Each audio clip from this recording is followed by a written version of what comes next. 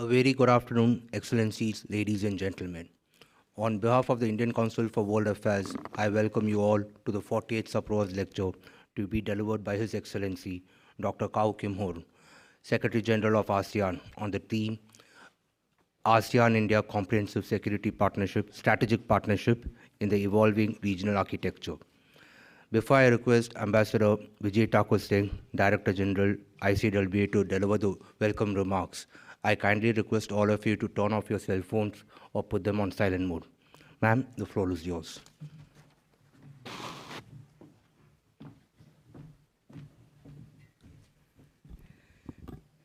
Good afternoon, His Excellency Dr. Hourn, Secretary General of ASEAN, Dr. Jayant Khobragade, Ambassador of India to ASEAN, heads of mission and members of the Diplomatic Corps, senior colleagues from the Ministry of External Affairs, distinguished guests, ladies and gentlemen. I am delighted to welcome to the Indian Council of World Affairs, Secretary General of ASEAN, Dr. Hourn, who is on his first visit to India in his capacity as ASEAN Secretary General. He has been here on earlier occasions, but as Secretary General, this is his first visit to India. His Excellency has a very strong academic background and has been a practicing politician and a diplomat of his country, Cambodia. He has chosen to speak on the theme ASEAN-India Comprehensive Strategic Partnership in the Evolving Regional Architecture at today's Sapru House lecture. Secretary General Hourn's visit comes at a time when we in India are marking and celebrating the first decade of the Act East policy that Prime Minister Narendra Modi enunciated in 2014. I would like to mention two milestones in the decade of the Act East policy. One, in 2018, which marked 25 years of India-ASEAN ties, when the leaders of all the 10 ASEAN countries were chief guests at the Republic Day of India, the only time ever leaders of a grouping had participated in our National Day celebrations. The second milestone was in November 2022, when India and ASEAN became comprehensive strategic partners, a journey that took only 30 years. So what is the comprehensive strategic partnership? Is it just an adjective added to the strategic partnership, or is it something beyond that? Is it just a listing of a few more activities, or more than that? A quick review of the contemporary history of our relationship in the background of the current geopolitical situation is illustrative. India established relations with ASEAN in 1992, when the world had entered the post-Cold War period, and the process of globalization with its very complex and elaborate supply chains was underway. However, in the post-pandemic world, the broken supply chains and dependency on a few countries demonstrated the need for multiple powerhouses of manufacturing, growth, and influence to bring balance to the world. As the trends indicate, the world is steadily moving in the direction of a multipolar world. And for a multipolar world, a multipolar Indo-Pacific is a prerequisite. In this context, India and ASEAN taking their partnership to a comprehensive strategic partnership assumes special significance, as both India and ASEAN are very important in the Indo-Pacific region. We in India see the ASEAN-India Comprehensive Strategic Partnership as being key to our Act East policy, with ASEAN's centrality in the evolving structure that is coming up in the Indo-Pacific region. Our comprehensive strategic partnership recognizes that for Indo-Pacific region, where two big oceans are linked, cooperation in the maritime domain is critical for growth and prosperity. In this, activities under ASEAN's outlook on Indo-Pacific and India's Indo-Pacific Oceans Initiative complement one another. Moreover, the comprehensive strategic partnership pays due attention to advancing cooperation in all pillars between our two India and ASEAN. The pillars are commerce, connectivity, culture, and capacity building. At the 20th ASEAN Summit held last year, in November, Prime Minister Modi outlined a 12-point roadmap to further comprehensive strategic partnership, and in that context for building synergies and strengthening our cooperation. The roadmap shows India's commitment to ASEAN. With these words, may I now invite Secretary General Dr. Kim Hourn to deliver the 48th Sapru House lecture on how he sees ASEAN-India comprehensive strategic partnership in the evolving regional architecture. Excellency, the floor is yours.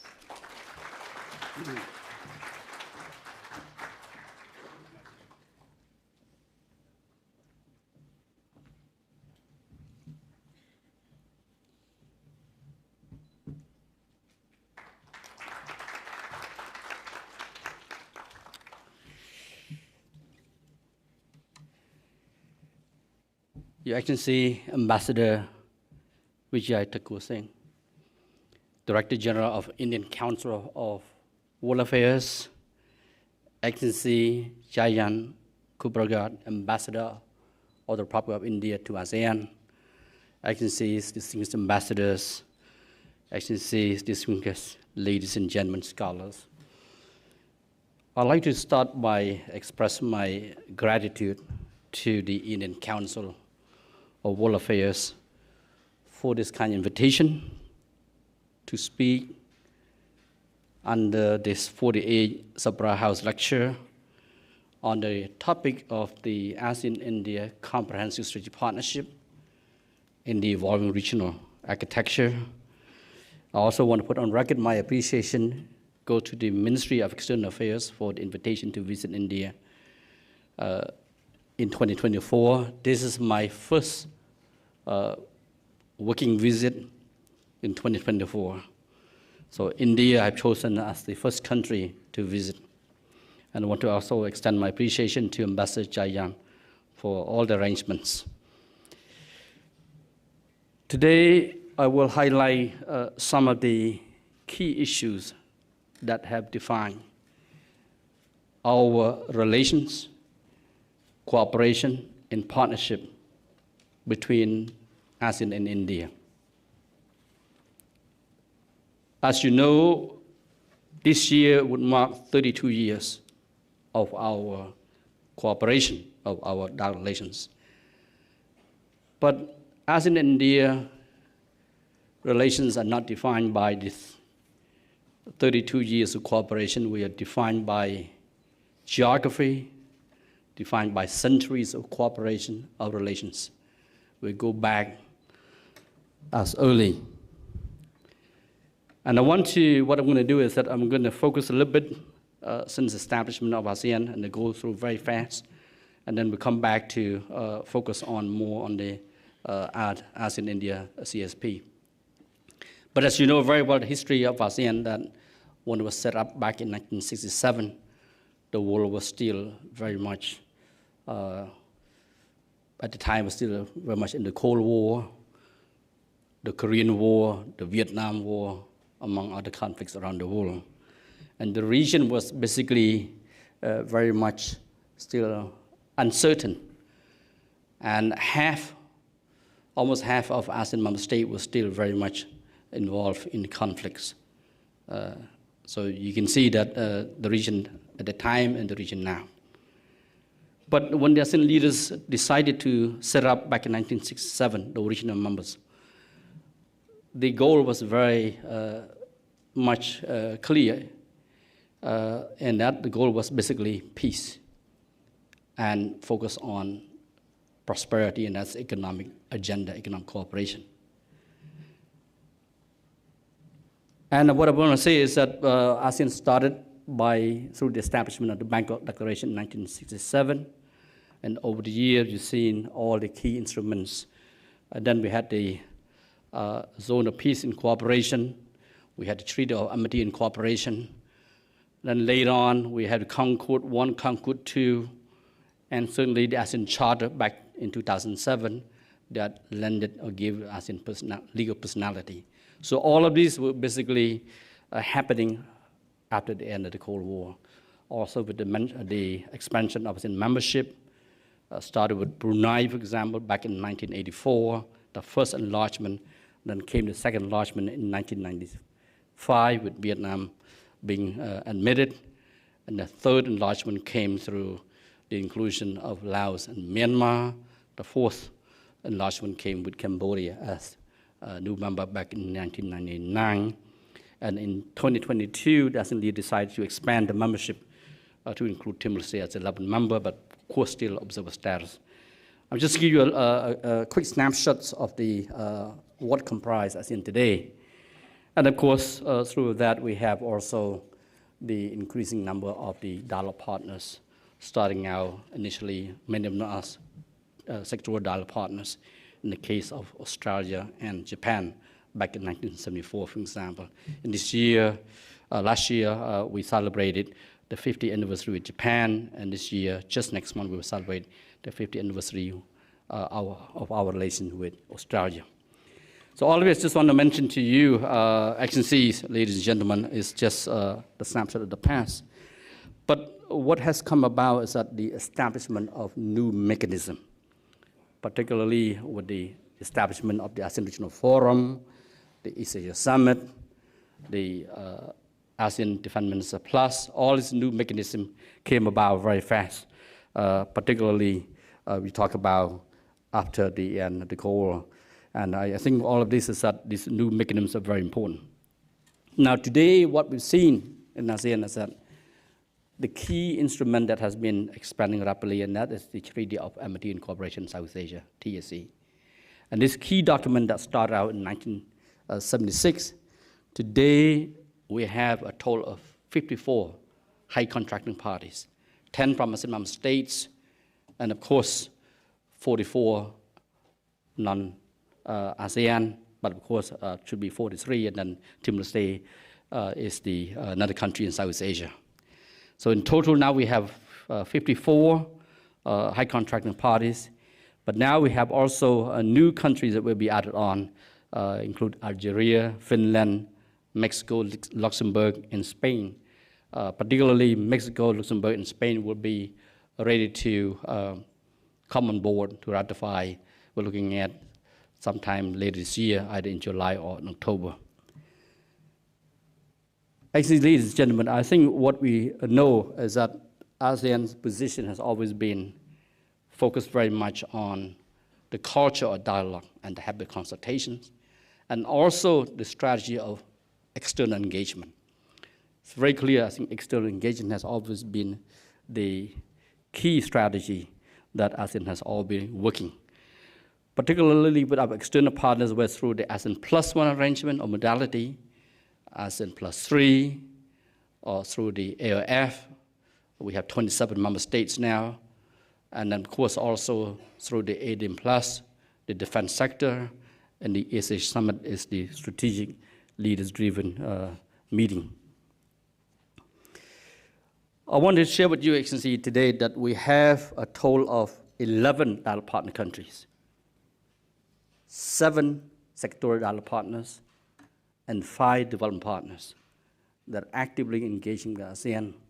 And at the same time, beside this formal relationship, we also have a total of 95 countries that are accredited to ASEAN with the ambassadors. 95.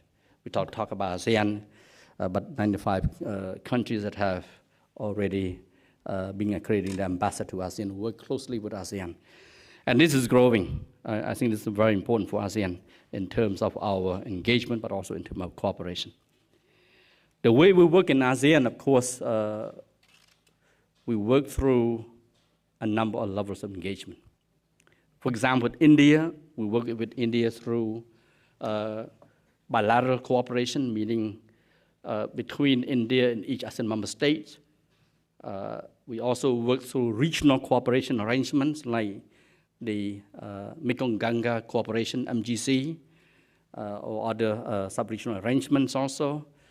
But we also work at the ASEAN level through bilateral ASEAN-India, but also through other mechanisms that India is also a key player and a key participant, and that's like the AIF, ADM Plus, and the East Asia Summit.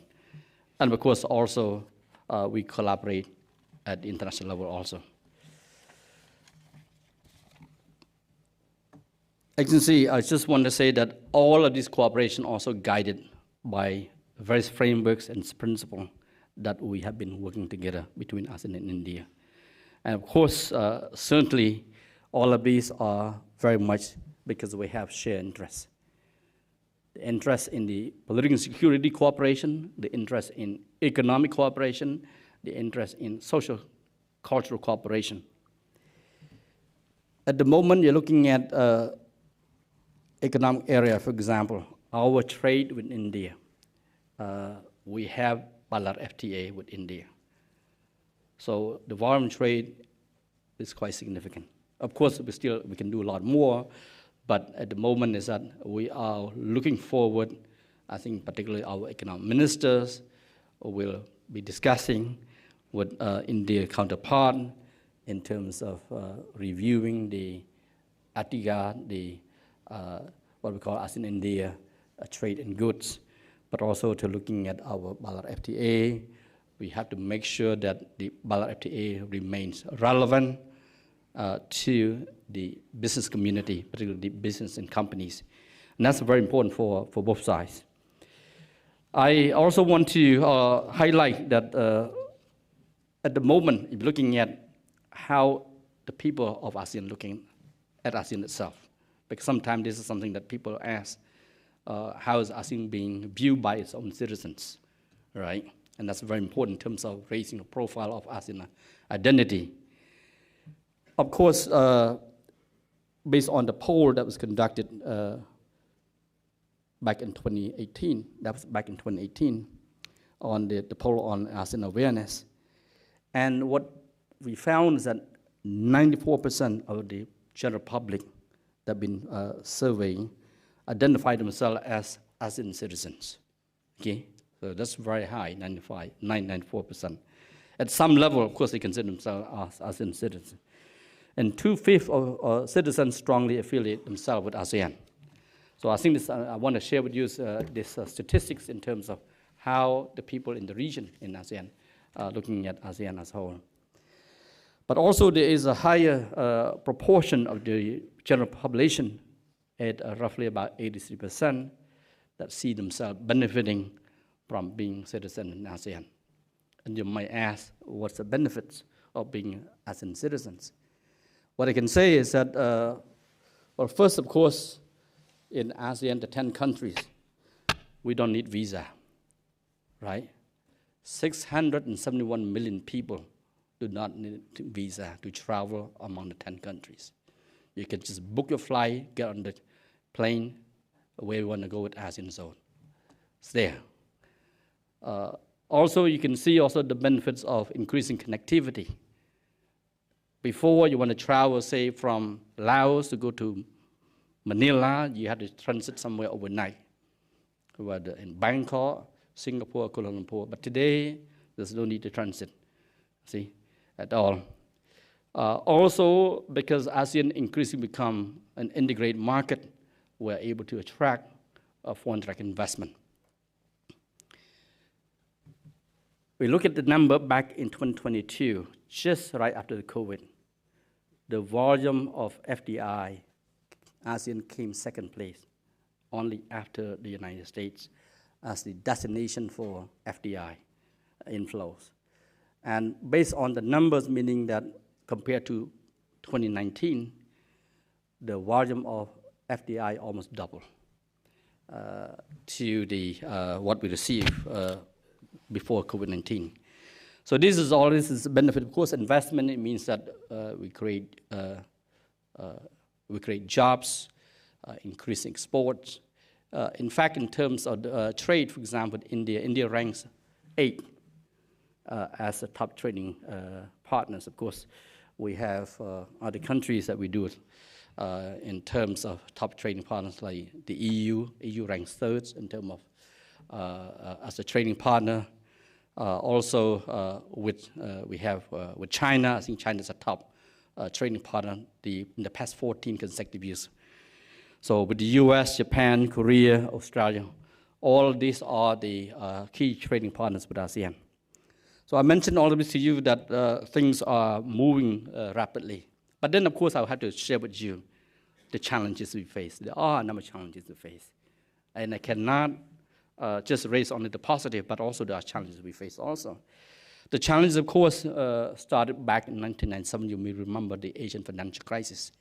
A number of ASEAN member states were hit very hard by the impact of the financial crisis that led to the creation of the Chiang Mai Initiative, and then later on it was upgraded to the Chiang Mai Initiative multilateralization in 2009, and then set up the ASEAN +3 Macroeconomic Research Office, or AMRO. And then, of course, another great challenge, of course, is terrorism, right? And, of course, violent extremism, terrorism, that led to the establishment of the ASEAN Convention on Counterterrorism. Also, we had the ASEAN Declaration on Joint Action to Counter Terrorism, and, of course, also the ASEAN Comprehensive Plan Action on Counterterrorism. All of these because we had the problem.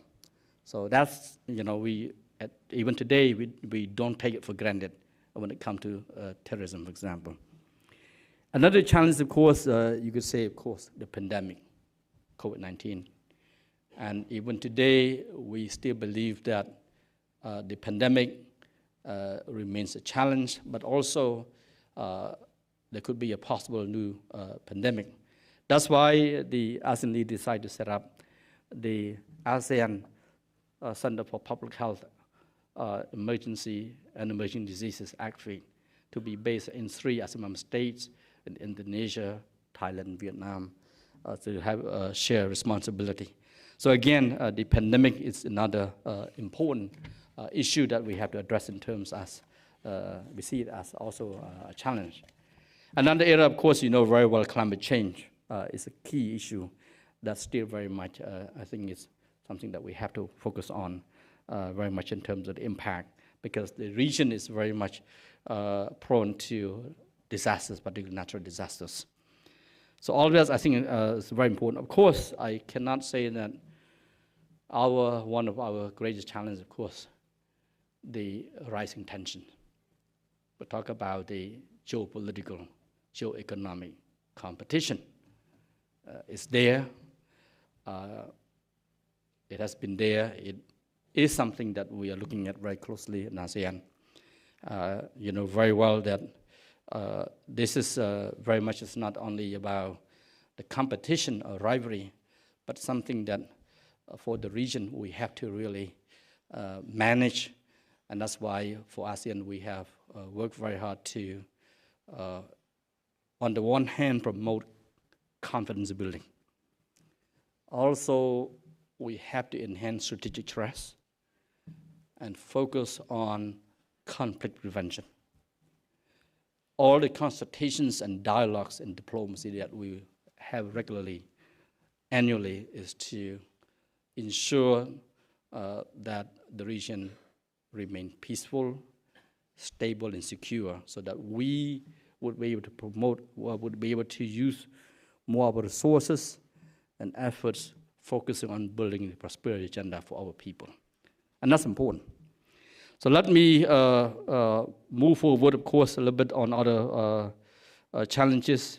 Of course, you know very well, at one point we thought that wars in conflict have been obsolete. But then what happened in Ukraine? Russia, Ukraine, now the Middle East. And we cannot pretend that all of these wars and conflicts have no impact on our region. I think that would be presumptuous. But of course, very clearly, we cannot escape the impact. I also want to underline that what we certainly see in the region is that these conflicts that's happening, not only outside the region, but also we have to manage some of the tensions that have been built up in the region also. And that's why I think particularly you've seen the Indo-Pacific strategy have been put out by many countries, including the European Union. And that's why back in 2019, ASEAN came up with its own ASEAN Outlook on the Indo-Pacific, AOIP. And with that, of course, ASEAN's strategy is to manage and to take the lead on the AOIP. And now we have to define already the 4 priority areas of cooperation that we like other partners to come on board to work with us. And that, of course, in the 4 priority areas of maritime cooperation, sustainable development goals, SDG, of course, connectivity, economic, and other areas of cooperation. And I think this is something that we'd like to also work with India as well. Now, actually, let me move forward a little bit. I want to share with you, and then I'll come back to focus on the ASEAN-India Comprehensive Strategic Partnership. At the moment, we are working on something that we have not done before, and that is to work on crafting the 20-year vision, the ASEAN Community Vision 2045.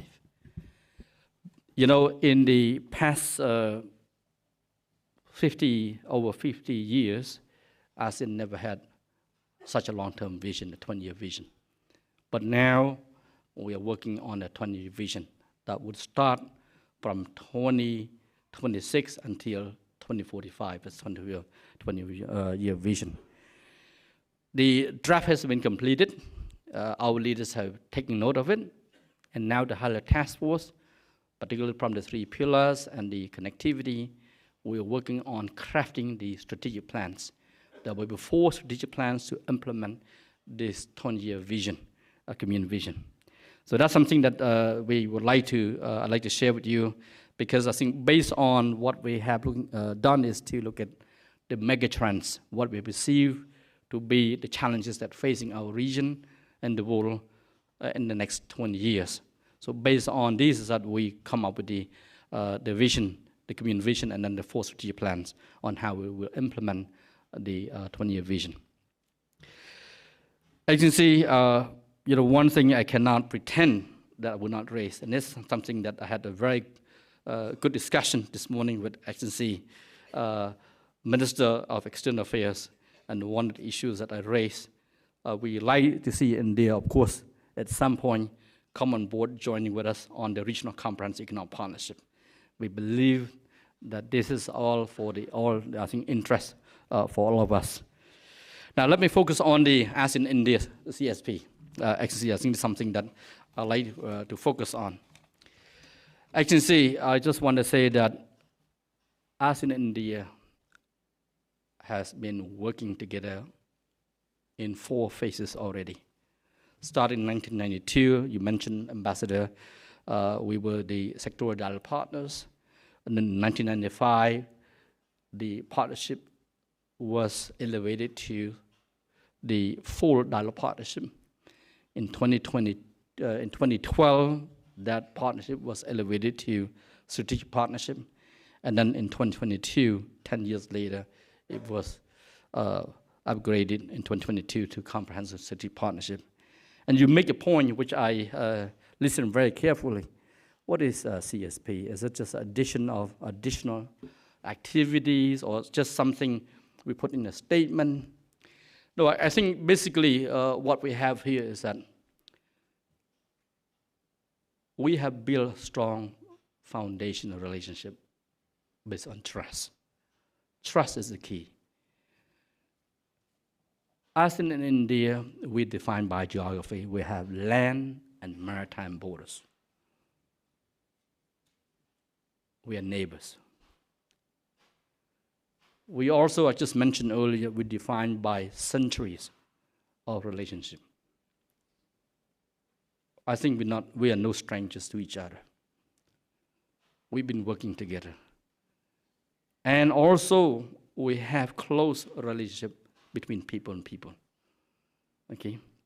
Whether through languages, cultures, religions, cut across both sides. But what we have between 1992 and this year, these are more the formal relationship that had defined what we have today. Meaning we work together in political security, And I would also say, for the very first time in 2022, in the defense sector, ASEAN defense ministers and Indian defense minister, they had the informal dialogue for the very first time. Of course, India has been involved significantly in the ASEAN Defense Minister Plus expert working groups that India was very active, has been very active. But of course, besides that, is that India has been active also in the East Asia Summit from the very beginning. This is a leaders-led forum. It's the only forum in this region that we work together. And of course, also through the ASEAN Plus One mechanism, meaning that we have many mechanisms in place. At the summit levels, at the ministry levels, at the senior official levels, at the technical working group levels, cutting across the different sectors, ranging from the digital sector to agriculture to tourism, among others. So all this means that we work together through the different areas of cooperation. Because in ASEAN, we have the 3 pillars of ASEAN community, but also under the 3 pillars, we have many sectors. So here, that's where we work. We work constantly. There have been a lot of meetings also. Those meetings are not for the sake of meetings, but there have been a lot of negotiations. And of course, those negotiations, they lay the foundation of long-term relationship. The fact that, of course, also the government of India set up a mission of the Republic of India to ASEAN with a full-fledged ambassador, Ambassador Yan, and his team working closely, not only with the ASEAN Secretariat, but also with the ASEAN member states that have their separate missions. And of course, also with other partners. It means that we have a lot of programs, projects, and activities that define our cooperation that go beyond words and statements and declarations, mean that we have concrete activities that benefits both sides. Like for example, in terms of trade, I think we are able to increase volume of trade because we have mechanism in place to promote trade. But of course, also between people and people also, we have many areas of cooperation there. Particularly, we have the exchange of people programs, the exchange of scholars, the exchange of media personalities. So all of these are very concrete activities that let's go beyond statements. Let me also say it also in terms of what we've been doing together. Of course, beside the plan of action that we have, 2021, 2025, and of course with the annex to this plan of action as part of the CSP. But I think what we need, what we have been doing is that we expand the cooperation on the one hand, and of course, as Madam Ambassador just mentioned, the 12 points that were highlighted, that were proposed by, as you see, Prime Minister in September last year.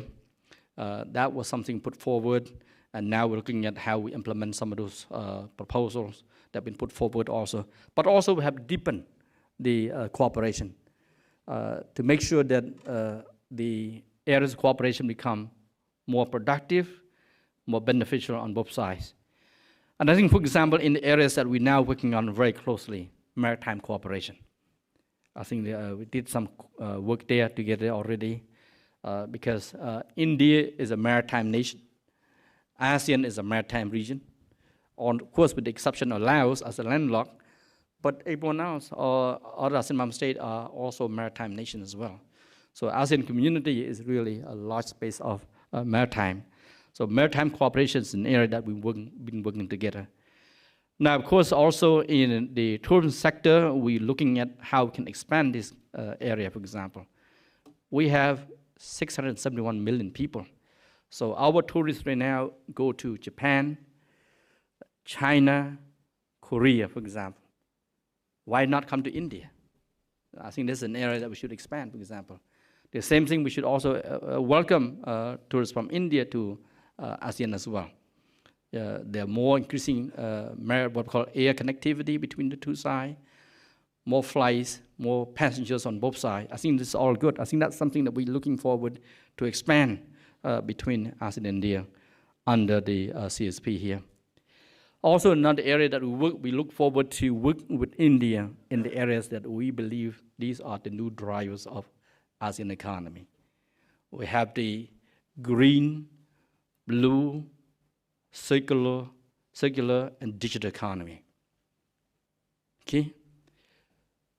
Last year, ASEAN launched the ASEAN Digital Economy Framework Agreements negotiations. We're looking at increasing the digital economy to $2 trillion by 2030. So we believe that India has a lot of expertise and of course also best practice in this area where we can collaborate and work together also. I think this is an area, for example, we can expand under CSP. Also, I would say in terms of food security also, because climate change now, food security is necessary for both sides. ASEAN, although we export a lot of agricultural products, but we also import. I give a fact, for example.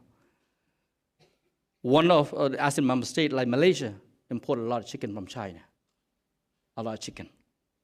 And that's a fact. So why not we work together, look at existing areas of cooperation where we can identify, we can do more together. It's all about mutual benefits. It should be both ways. So agriculture, food security, for example, an area that we can work together. Also in science, technology, and innovation, for example, in energy sector. Energy sector is now one of the top priorities in ASEAN, particularly as we move to a clean, green, and renewable energy sector, where we're now looking at investment in solar energy, wind energy, okay, and also in hydro. All of this because we have commitments under COP28, and that's where ASEAN will continue to move ahead.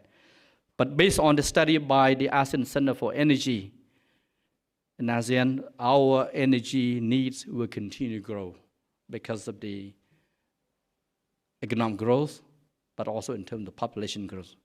So our energy demand continues to increase. And of course, what we have now, of course, is to power the energy in the population growth. We mean we will have to invest more in the energy sector. So again, this is another area we can work together as well. Fintechs, for example, that's another area we should work together. So again, these are all the areas that we should looking at identify under the CSP. It should be mutual, how we should open the doors to the private sector, the business community, to take advantage of the businesses there on both sides. As you can see, I just want to mention on the social cultural ties, I think we must bring our cooperation, relation, and partnership at the end of the day down to the people.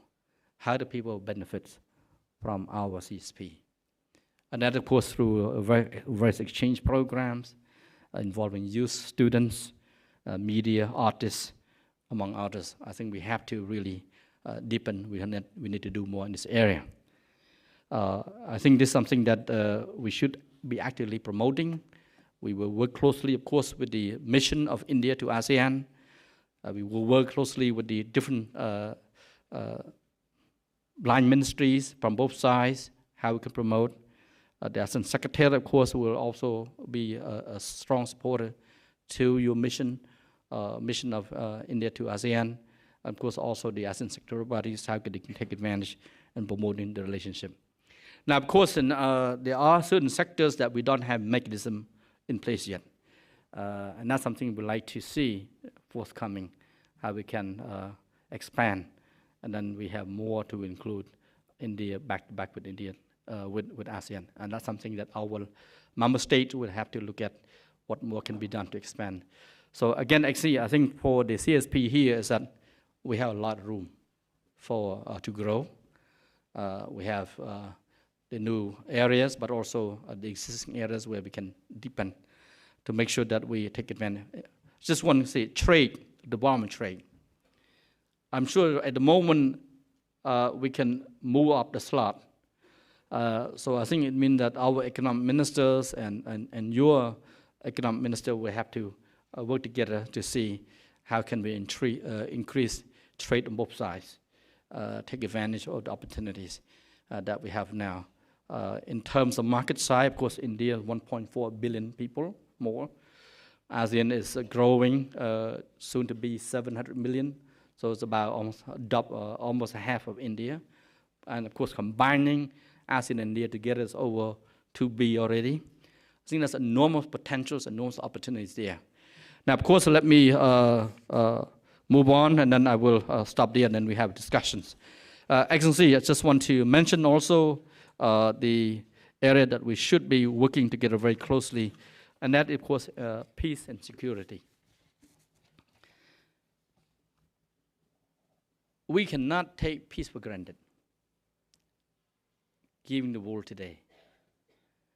And that's why we are happy that soon we will officially inaugurate the statue of Gandhi at the ASEAN headquarters. Because this statue symbolizes nonviolence, peace, which we need in the world today. And ASEAN is a strong proponent of peace and nonviolence. So this is one thing I think we should be actually promoting between ASEAN and India in the world today. That's what we need. We need moral leadership. We need peace leadership. I think the younger generations on both sides, ASEAN and India, we need to focus on peace so that we have more resources rather than invest in arms race or arms build-ups. We should be investing in the people. And that's very, very important.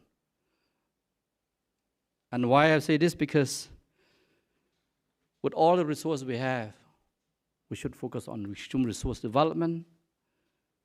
We should focus on technology development. We should focus on building an economy, building prosperity for our people. So that's the way I think we should be working together very closely.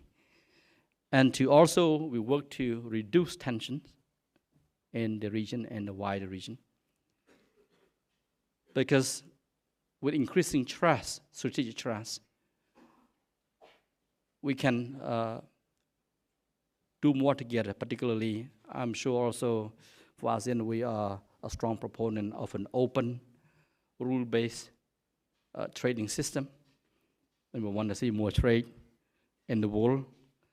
And you actually mentioned, Madam Ambassador mentioned about the multipolarity in the world today. Of course,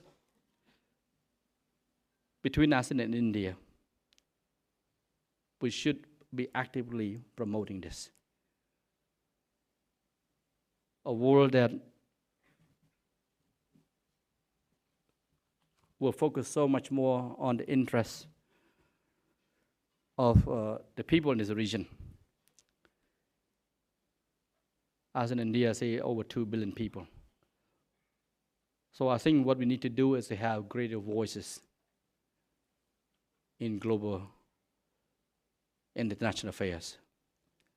That's why one of the things that ASEAN is focusing on now, of course, is to make sure that we have our voices, not just within the region, but also in the global community. Agency, I hope we like to see India continue to support ASEAN centrality, ASEAN community building, and the ASEAN outlook on the Indo-Pacific. Of course, we do it through engagement, dialogue, diplomacy, and cooperation. And I think there's a lot of shared interest between the two sides.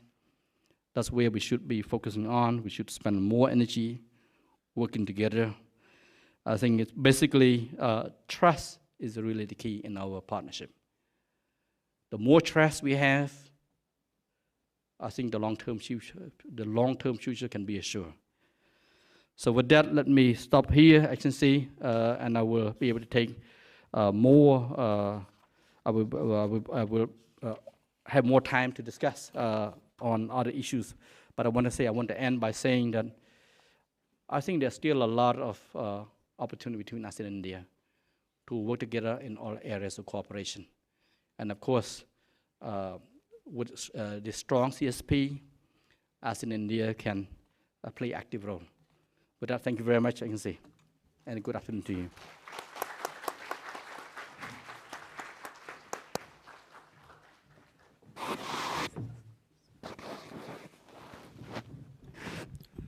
Thank you so for a very insightful lecture.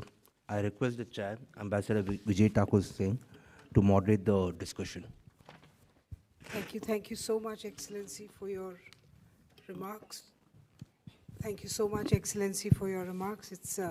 You have given us a very comprehensive overview of ASEAN, starting from its inception to expanding membership, to the challenges that are faced by the region, to the prospects of its growth and its own vision, which you have formulated for the next 20 years, and also the fact that both of us, India and ASEAN, are located in a region which we share.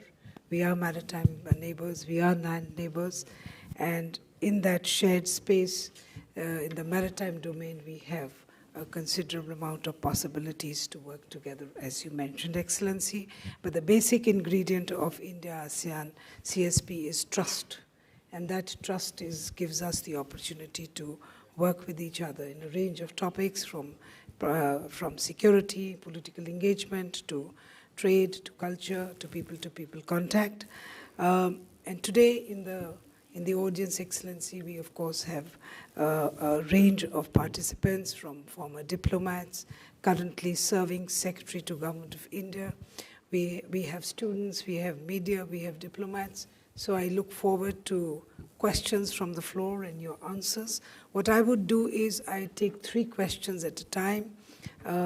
We will ask those who raise their hands to identify themselves and come straight to the question, and then I give the floor to you, and we'll take 2 rounds, and then we see how the time is going. So the floor is open for questions. I have a hand there, I have a hand back there, and I have another hand there. So we can start from here.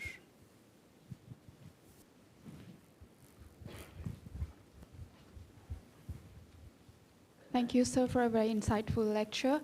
My question is, you stressed on cooperation and trust amongst partners. So given the geopolitical ferment that is going right now and the economic uncertainties, I just wanted to know from you, what kind of partnerships is ASEAN looking in the broader Indo-Pacific region? Thank you so much. The second question, right there. Thank you, sir, for your lecture. Sir, I wanted to ask, what kind of timeline do you see for Timor-Leste to join the ASEAN? Thank you. And the other also there, right there. Hello, sir. Sir, my question is on maritime security and maritime cooperation. Sir, as we all know that China's assertive actions in South China Sea and the Belt and Road Initiative of China has some way influenced the Asian countries to regional security. My question to you is that, being a Secretary General of ASEAN, what are your commitments for having an open Indo-Pacific and inclusive Indo-Pacific? At the same time, being a student of South Asian University, sir, I just wanted to get an enlightenment from you about the students' exchange program between the ASEAN and India. Thank you, sir. Excellency, with these questions, the floor is 3 questions. Get on the second one. The second question was Timor-Leste. How long will it take for Timor-Leste to become a full member? Thank you very much for those questions. Well, first, trust. What ASEANs look for partnership? ASEAN look for partnership to work together in the ASEAN outlook in the Indo-Pacific. We have seen the US, China, and other partners already, of course also India as well, expressed support for the AOIP. The way we work is based on inclusivity, openness, and transparency. That's how ASEAN engagement has always been. So the partnership, what we're looking for, of course, that the partnership that we're able to work together in the 4 priority areas of cooperation that would bring about mutual benefits. And I think we have to move away from activities that create or raise more tensions. I think by collaborating together on various projects that will bring about mutual understanding and of course also building better relations. So that's why those, the AOIP that was put out back in 2019 and subsequently last year in 2023 and the Indonesian Chairmanship, ASEAN put out the various concrete activities, but also in hosting the first ASEAN Indo-Pacific Forum. You've seen the EU has its own EU Indo-Pacific ministerial meeting. ASEAN had the first one last year. We expect to have a second one this year.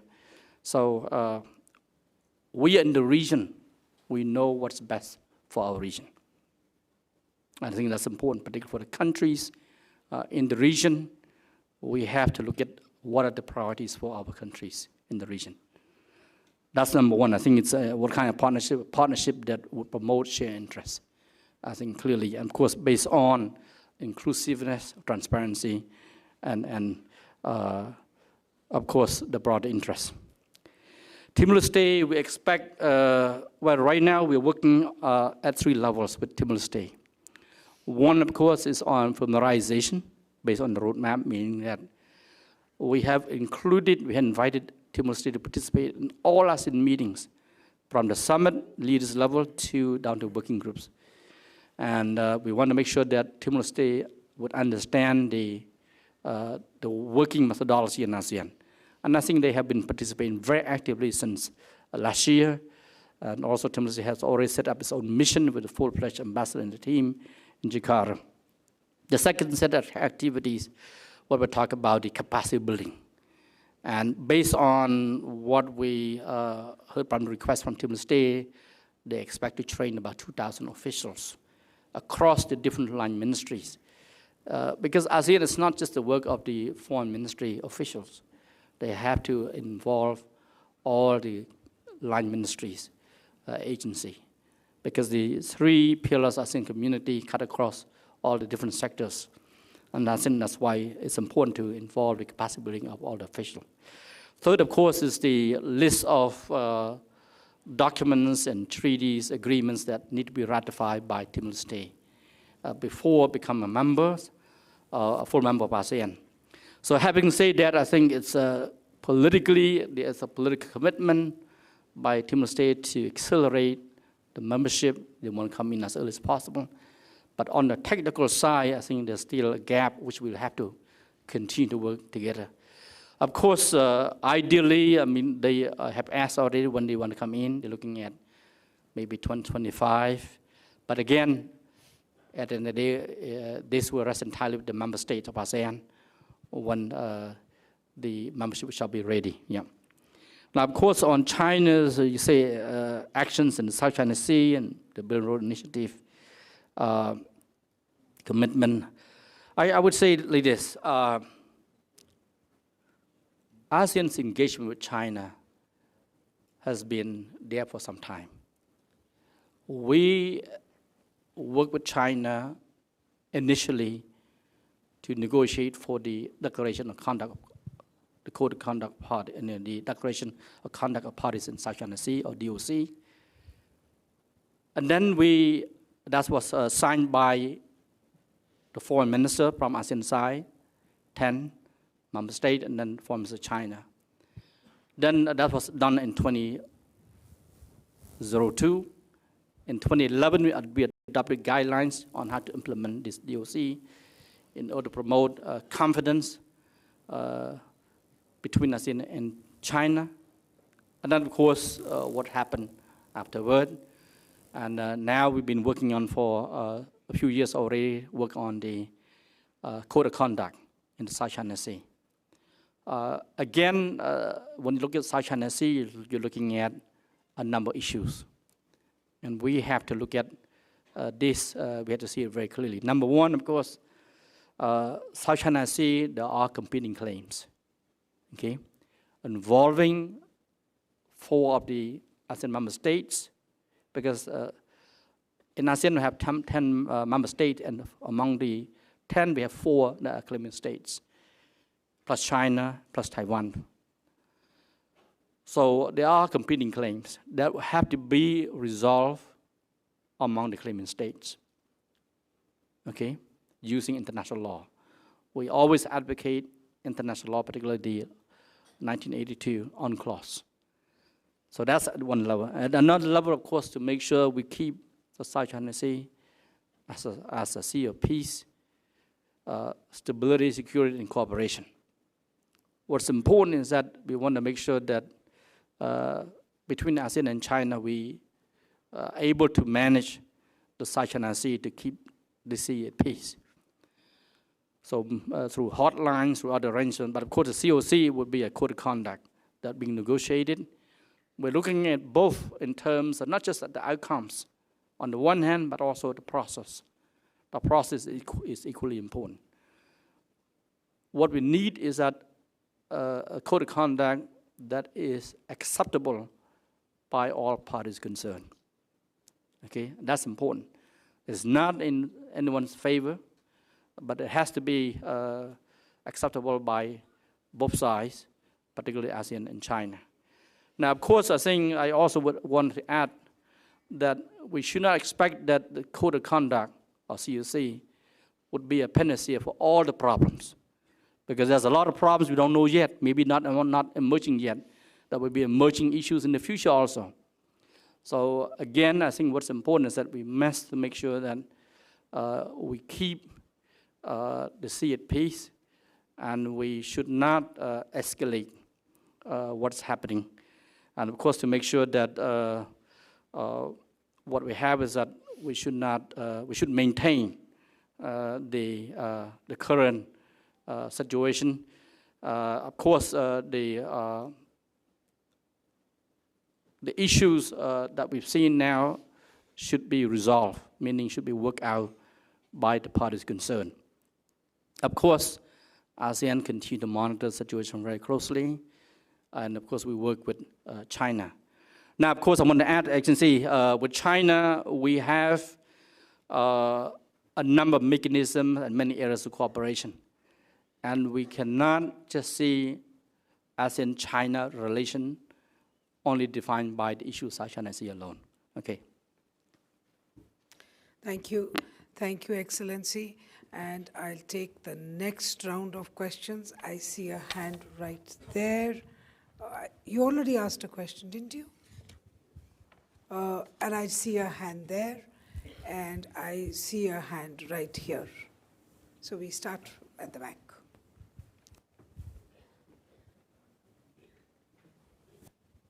Yeah, we can start here.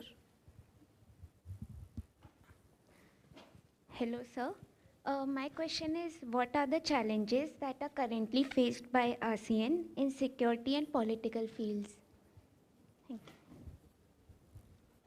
A question at the back. Okay, go ahead, go ahead. Excellency, ASEAN's 5-point consensus does not seem to be working. So what is ASEAN's approach towards Myanmar at present? And how is it engaging with relevant stakeholders in Myanmar to de-escalate the political crisis? And the question there.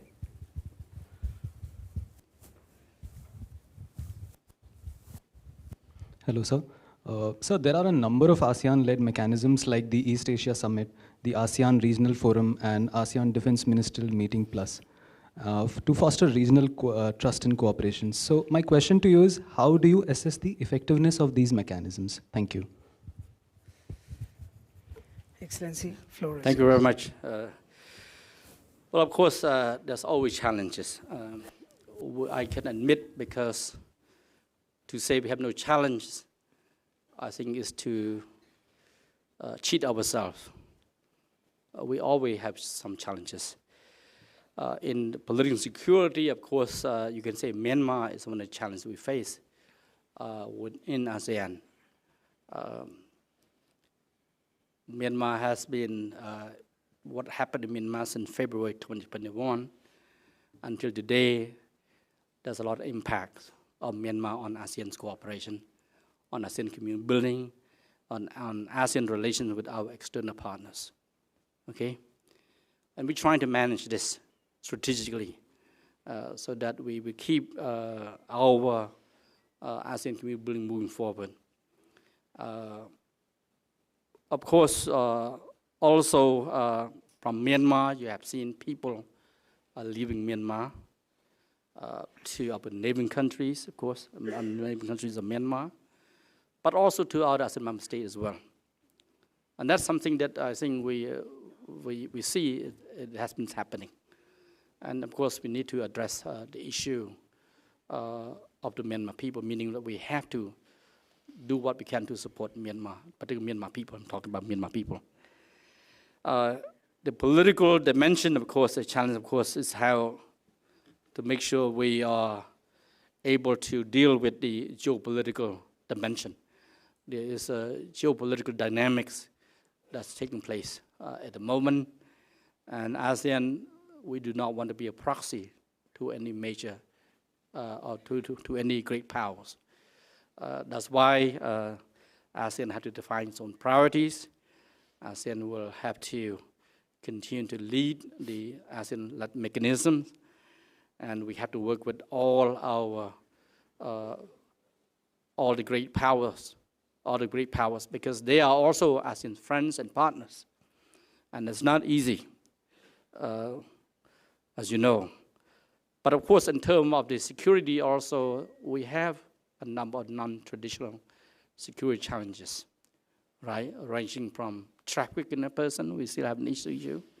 I think, but we are working together to address this issue very effectively. I think that's why last year, under the Indonesian chairmanship, the leaders came out with the declaration to assist our migrant workers, for example, and to make sure that they're not being taken advantage of on the one hand, but also to make sure also the issue of trafficking person. But of course also there are many other challenges, including the impact of climate change. That's of course, I say, there would be a new, what called non-traditional security issue. We have more now in terms of natural disasters today, but also the effect on the people, particularly the people who are working in the environmental sector, because climate change impact heavily on the environment sector, and we'll have a lot of people that will be impacted negatively.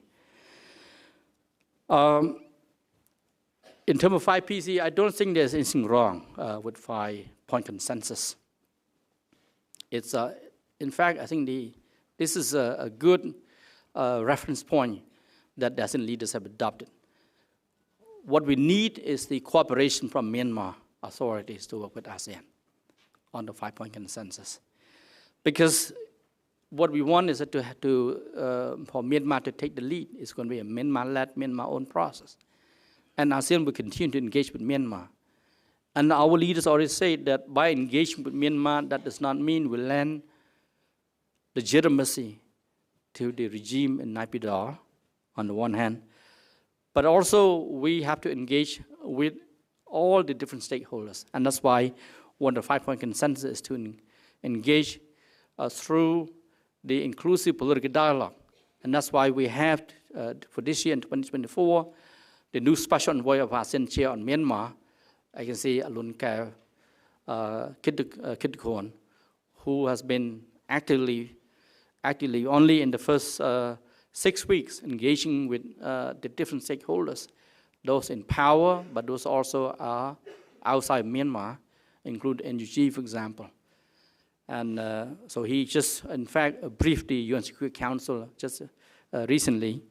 And I think the 5-point consensus is that what we need to do is to make sure that Myanmar is cooperating. But I want to share with you that since February 2021 until for the very first time on January 29 this year, Myanmar finally decided to send its own representative, a non-political representative to the ASEAN Foreign Minister retreat.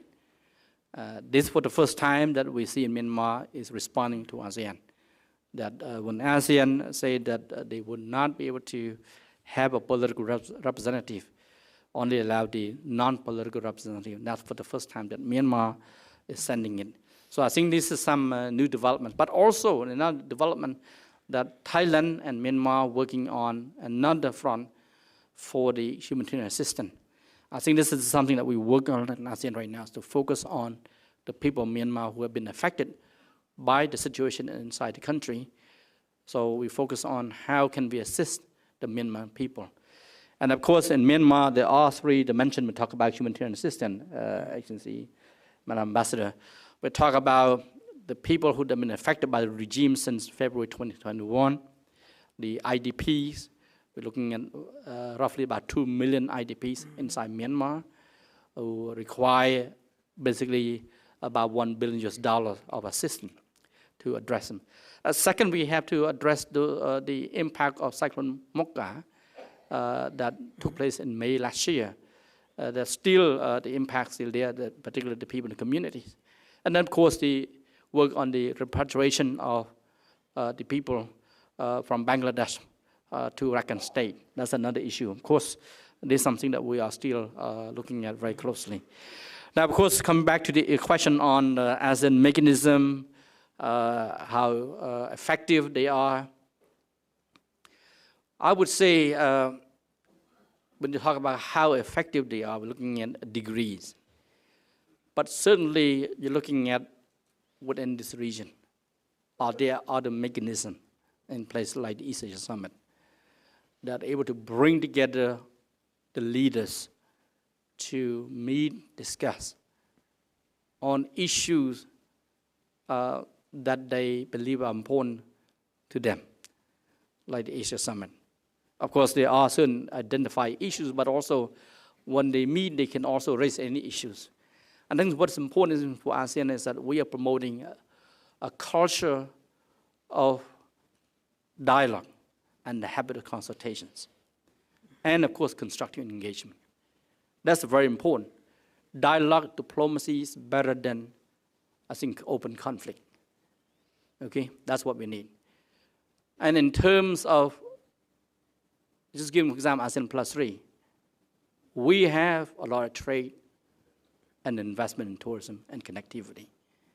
This is benefiting ASEAN tremendously, the people. Okay?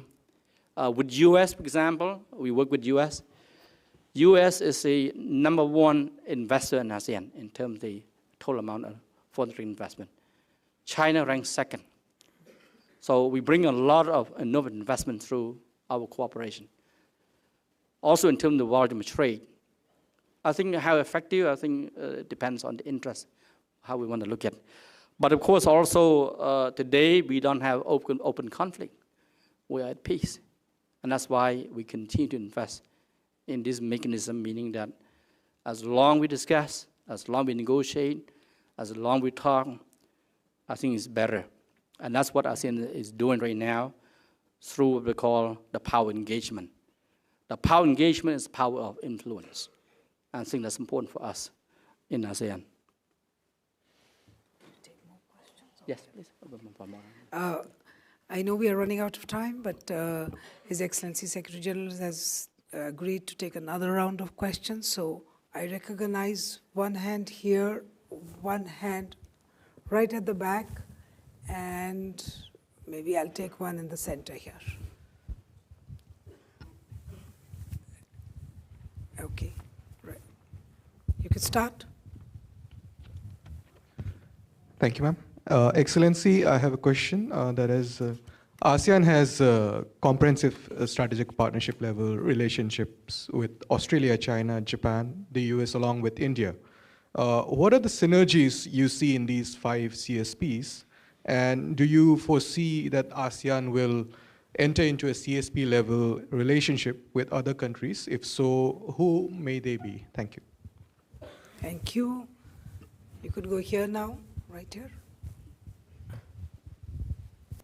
Thank you, sir, for your invaluable insights. What, in your opinion, has been the key technical, economic, and political factors contributing to the greater success of ASEAN compared to SAARC in fostering regional cooperation and achieving developmental objectives? Thank you. Okay. And one last, right there, right there.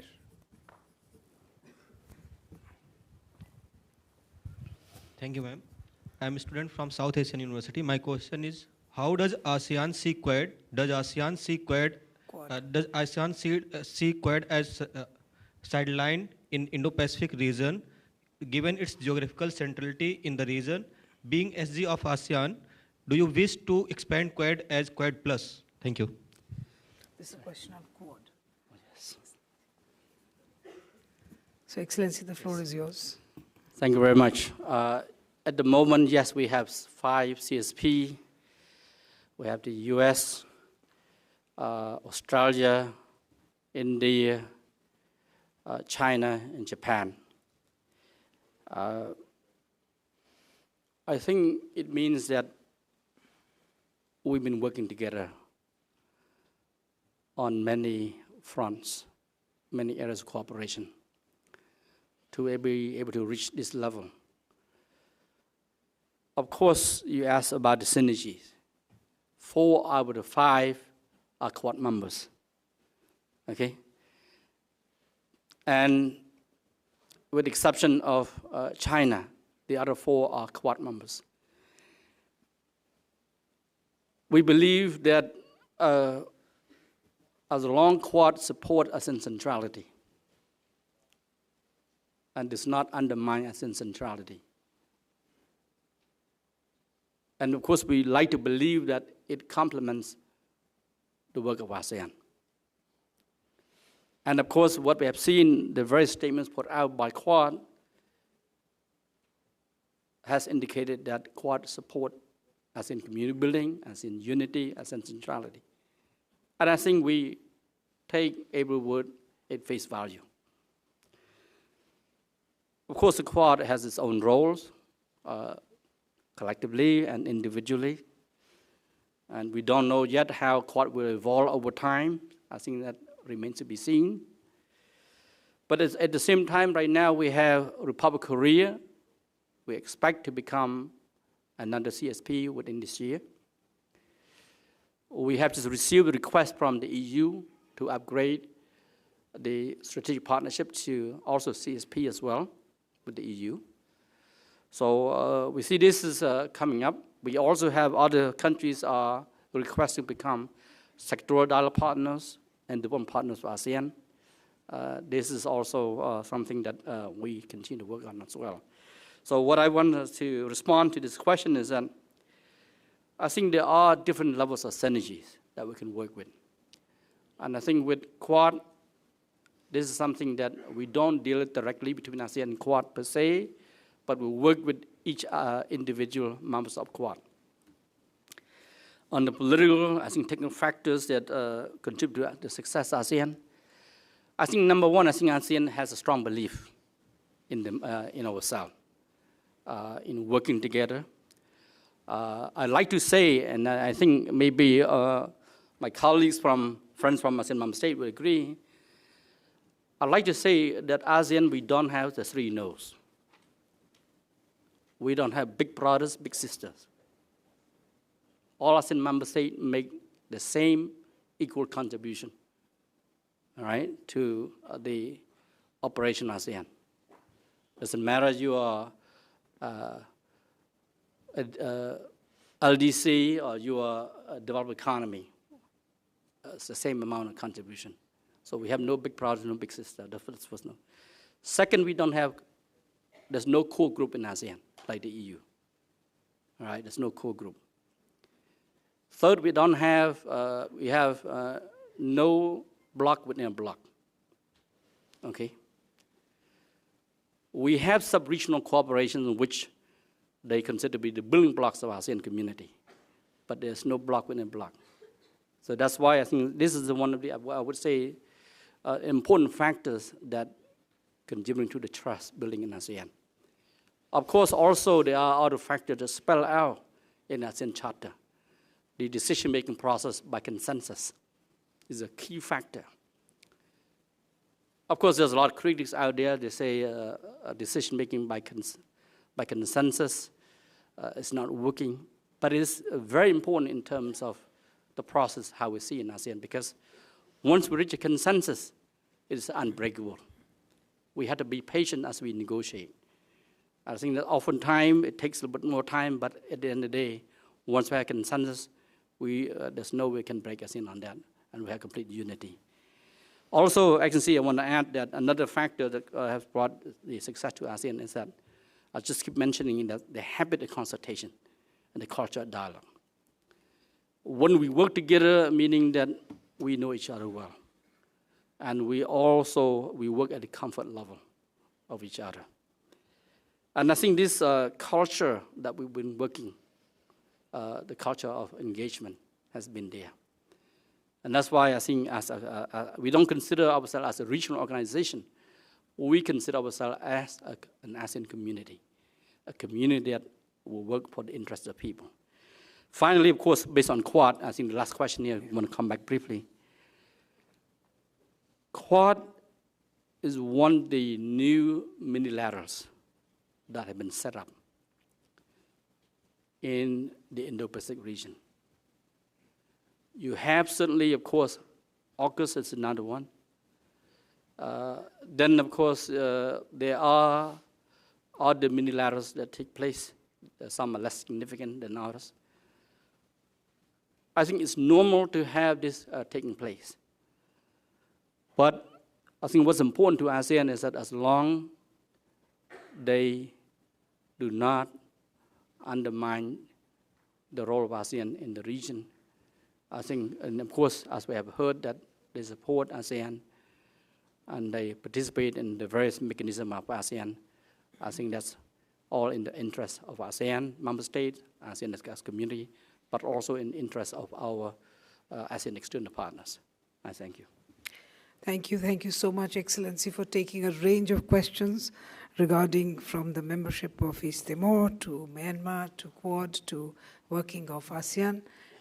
I have not been able to take all the questions from the floor, but we've had a comprehensive discussion and we are running out of time. So may I take this opportunity to thank Secretary General Dr. Kau Kim Hourn for coming to Sapru House and for delivering the 48th Sapru House lecture. And we have all learned a lot more about ASEAN, its functioning and its priorities through your lecture. Thank you so much, Excellency. Thank you very much, Excellency. Thank you very much for the opportunity. Yes. Thank you, sir, for your lecture. As a token of our gratitude, we from ICW would like to give you a book as a memento. It's a book we published, Excellency. Wow, the title is great.